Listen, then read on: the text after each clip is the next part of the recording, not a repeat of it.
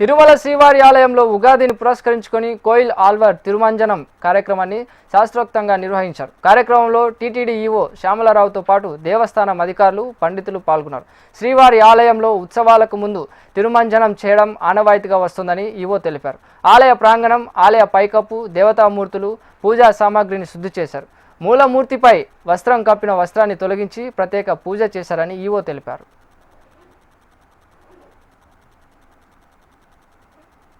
ఈ కార్యక్రమం సంవత్సరంలో 4 సార్లు చేయడం జరుగుతుంది. ఉగాదికి ముందు, అంటే ప్రతి ఒక ముఖ్యమైన ఉత్సవానికి ముందున్న మంగళవారం రోజు చేయడం జరుగుతుంది.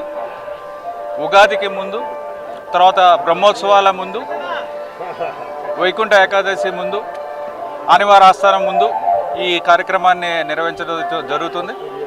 దీంట్లో ఆలయ ప్రాంగణము, ఆలయ పైకప్పు, ఆలయ గోడలు, దేవతామూర్తులు అందరినీ కూడా అన్ని వస్తువుల్ని కూడా, పూజా సామాన్ అంతా కూడా మనము నీళ్లతో శుద్ధి చేయడం జరుగుతుంది.